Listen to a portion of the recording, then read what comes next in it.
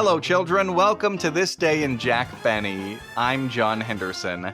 This might be the very first time that you've heard of that funny man, Jack Benny. Jack was famous on the radio and on his black and white TV show, where he and his friends, like Mary Livingstone, joked around. Jack always said he was only 39 years old, but he was really much older. In 1956, he released an album called Jack Benny Plays the Bee, ably assisted by Isaac Stern. Mr. Isaac Stern, one of the world's truly great violinists. Here, oh, do you mind if I look at your violin just a moment? Not at all, Jack. Stay careful, will you? Yes, I will. Beautiful tone. Oh, it's a wonderful instrument. Great help to me. It's cheap, though, isn't it? Cheap? Inside here, it says 1737. That's the year.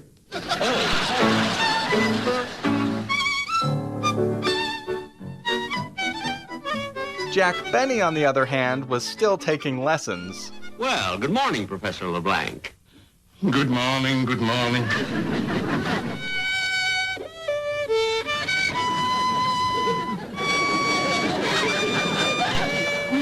No, Mr. Benny, you are doing it wrong again. His violin teacher was played by Mel Blanc, who also played many of your favorite cartoon characters. What's up, Doc? Get out of here, Rabbit! Buster, it may come as a complete surprise to you to find that this is an animated cartoon. On this record, Jack tells a story about when he was a kid playing the violin. Jack says he got a violin that was cursed. A curse is like a magic thing that says something bad will happen. Of course, kids, you know that there's no such thing as a curse in real life. That's only pretend. This record was re-released in 1978 as Jack Benny Fiddles with the Classics, an entertaining, humorous introduction to the world of classical music for young listeners, in which the noted comedian and sometime violinist recalls his early fun-filled adventures as a child prodigy, ably assisted by Isaac Stern, Mary Livingstone, and Mel Blanc. So come close to the record player as Jack Benny fiddles with the classics.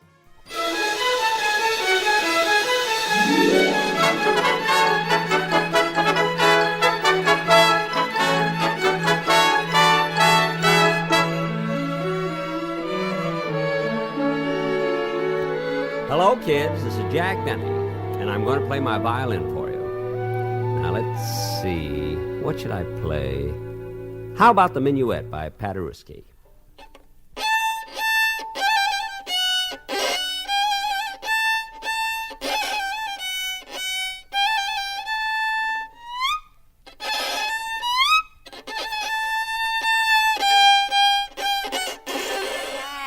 Jack, is that playing necessary? Why don't you put your fiddle away and give us some peace and quiet? But, Mary, I was just that trying... That screeching drives me crazy. Well, really, Let me ask you something, Jack. Where'd you ever learn to play the violin like that? Didn't you practice when you were a child? Well, of course I practiced. Well, you certainly don't sound like it. Well, since you bring it up, there was something that happened to me when I was a child that affected my violin playing. Would you like to hear about it? Yes. Anything but listening to that fiddle. Promise not to laugh. I promise. Well, you see, it was this way. About 32 years ago, when I was only 7 years old. Mary, you promised. Anyway, I took my very first violin lesson. Professor LeBlanc was teaching me then, and...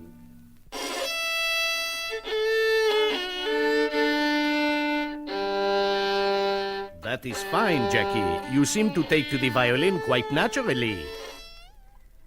Thank you, Professor LeBlanc. I like the violin very much. I just know I'll become a great musician. Yes, I am sure you will. Now, once again.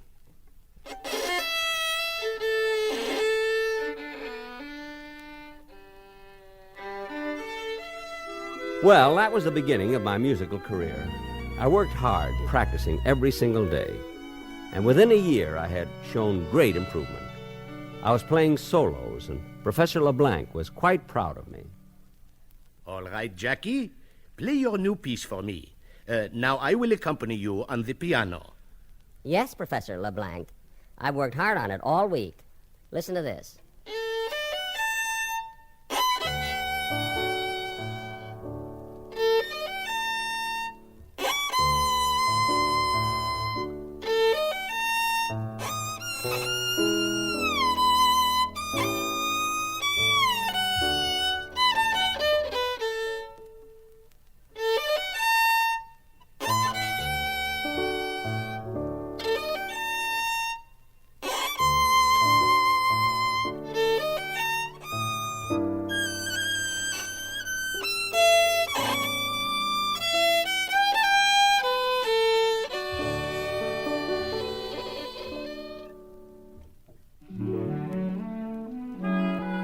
Well, as time went on, I got better and better, and Professor LeBlanc decided I needed a finer violin, a full-size one. So he sent me down to old Mr. Schultz, the violin maker, to pick one out for myself.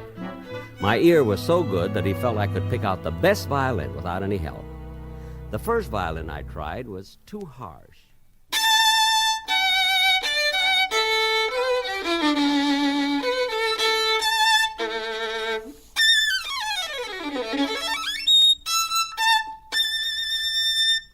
Gee, Mr. Schultz, don't you have one with a softer tone? This one isn't quite right. Yeah, sure, Jackie. Here, you try this one.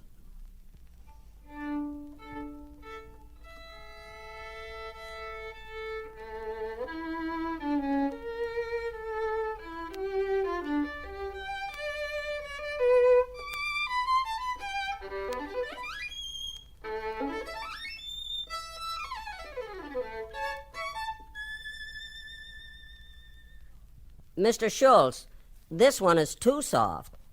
Say, how about that very old one in the glass case? Let me try that one. Oh, no, you wouldn't like that one, Jackie. That is a very, very old one left here by a wandering gypsy. I'm sure you wouldn't like that one. But I want it. I want to try that very old violin. Very well, Jackie, if you insist.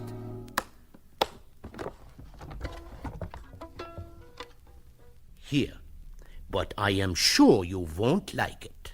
Maybe I will. Let me see.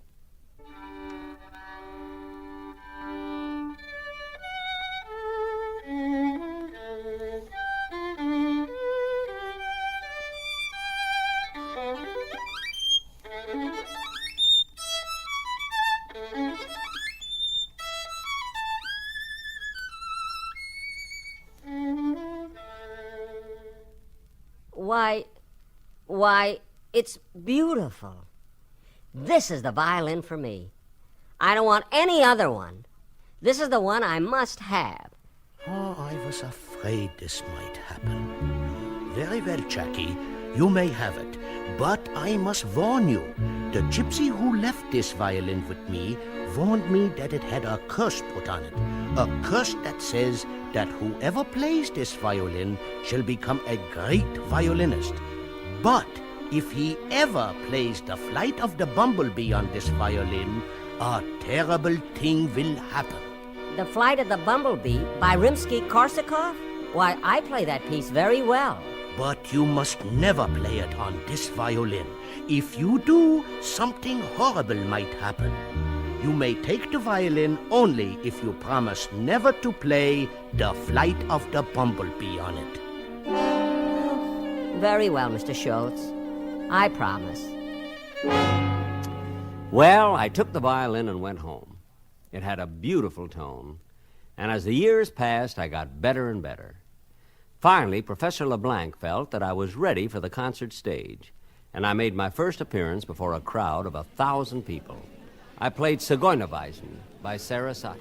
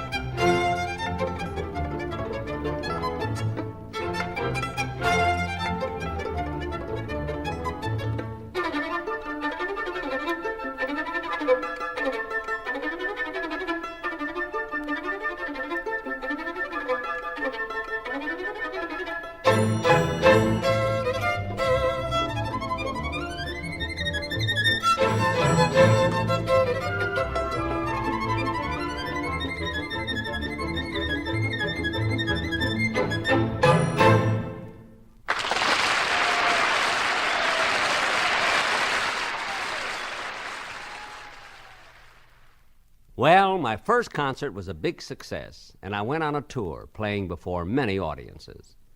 The crowd often asked me to play The Flight of the Bumblebee, but remembering the old violin maker's words about the curse, I never did. I played almost everything else, though. Concerto in G minor by Bruch.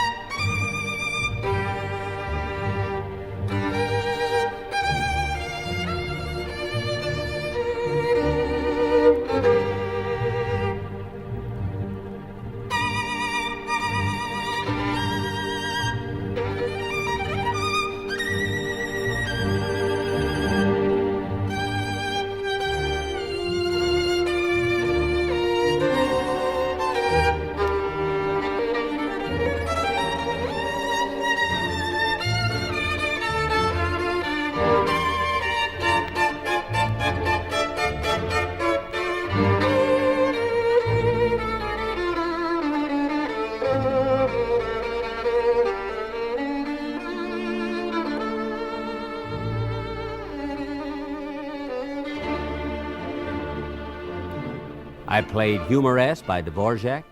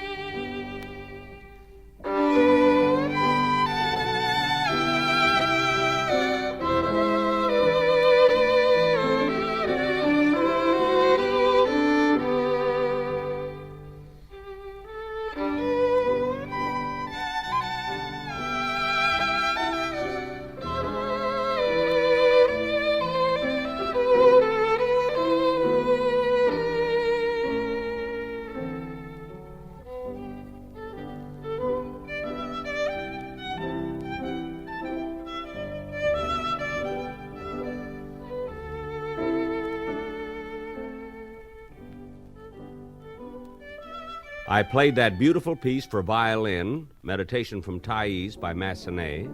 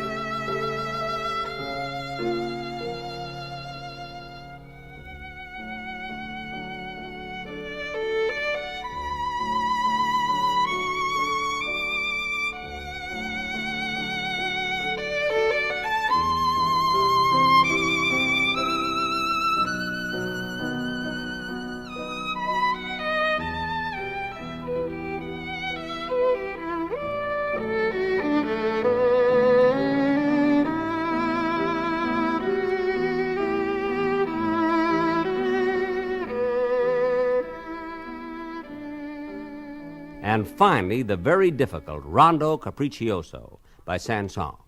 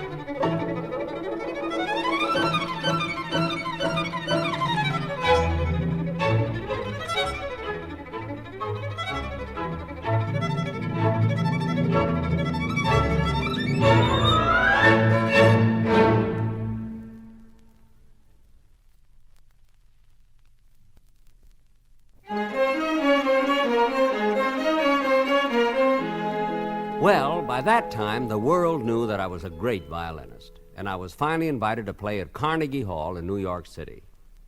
This was the biggest night of my life, and I was determined to give the greatest concert of my career. The hall was full. As I walked out on the stage, a hush fell over the audience. Ladies and gentlemen, I am going to play the last movement of Mendelssohn's Violin Concerto.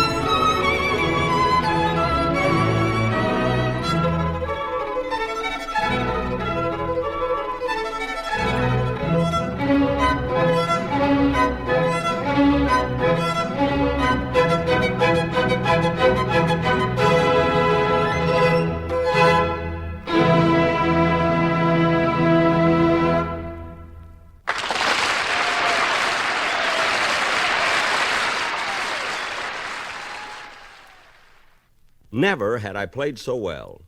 I was certain that the critics would say that it was the finest performance of the Mendelssohn Concerto ever given. But as I walked back on the stage to take my place, I noticed a strange murmuring among the audience. And finally, they began to yell at me. Play the bee! Yes, play the flight of the bumblebee. Please play the flight of the bumblebee. Ladies and gentlemen, quiet, please. Thank you. Thank you. For an encore, I would like to play Malaguena by Sarasate.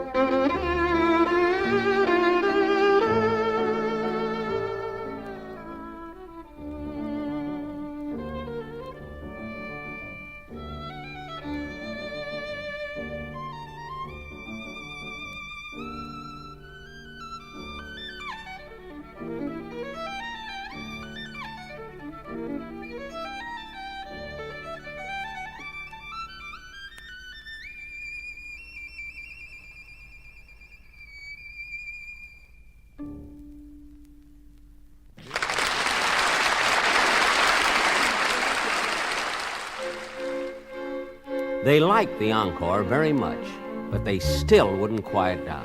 Come on, play the bee, will ya? What's the matter? Don't you know how to play the bee? Yeah. Oh, you just don't know how to play the fiddle. Come on. Goodness, what will I do? I know I can play it better than anyone else. And faster, too. I wonder what old Schultz meant about that curse. Probably just a lot of nonsense. I'll do it. I'll show them whether I can play the flight of the bumblebee or not. I'll play it so they'll never forget it. Ladies and gentlemen, quiet if you please. Ladies and gentlemen, I am going to play The Flight of the Bumblebee.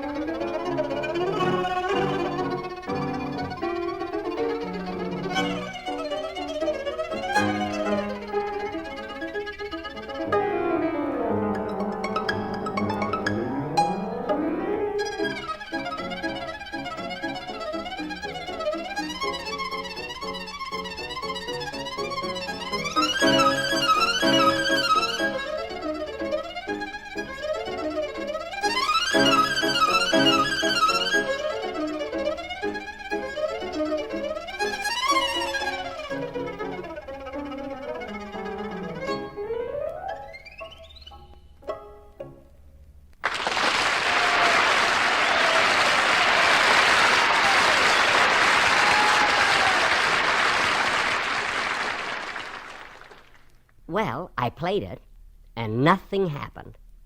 I knew there was nothing to that story about a curse on the violin. Nothing to it at all. Now I can play the Flight of the Bumblebee every place.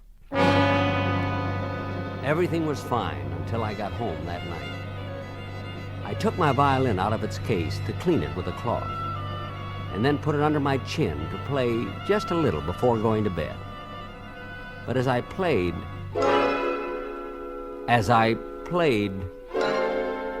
this is what I seemed to hear. You have disobeyed me, Jack. Played the B when you shouldn't have, Jack. Now I say you must go back to where you started, Jack. Started, Jack, back to where you started, Jack. Why, my violin seemed to be talking to me. Said something about, I must go back to where I started. Back to where I started? I wonder what that means. Oh, this is silly. A violin can't talk. It must have been my imagination. I'll go to bed and forget about it. Well, the next night I was supposed to give another concert. I had about forgotten what had happened the night before, thinking it was just my imagination. Or a dream.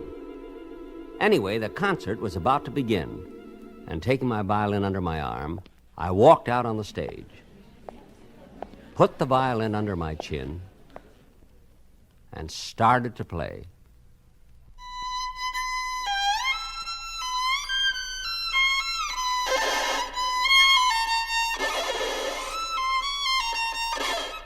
Oh, my goodness. What's the matter with me?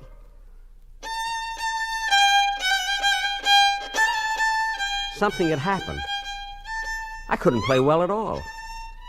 I couldn't play any better than I'd played years ago when I had just started.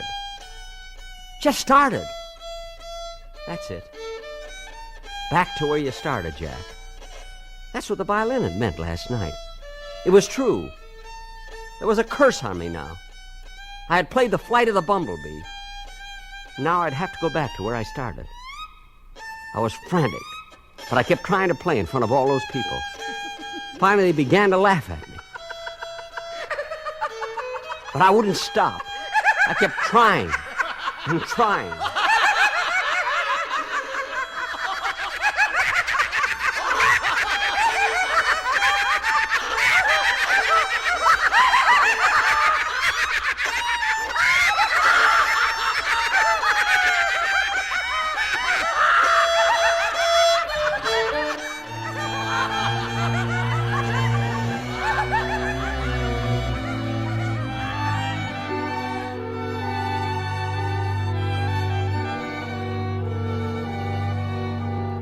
Well, I finally had to leave the stage. I went home a broken man.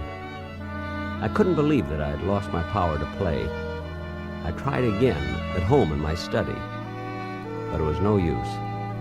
I was back to where I was when I was just starting, just as the violin had said. So you see why I don't play the violin too well today. I had to learn all over again. Mary, I said, now you see why I don't play the violin too well today. Mary, you've been asleep. You haven't heard a word I said. Oh, well, maybe it's just as well. You kids who've been listening, let's just keep this to ourselves. We'll make it our little secret, huh? Till I've had a chance to get good on the violin again. Even if I never can play the Flight of the Bumblebee, it shows you when you make a promise, you should keep it. No telling what will happen if you don't. Now, where's my fiddle? I have a lot of time to make up, so might as well get in a little practicing.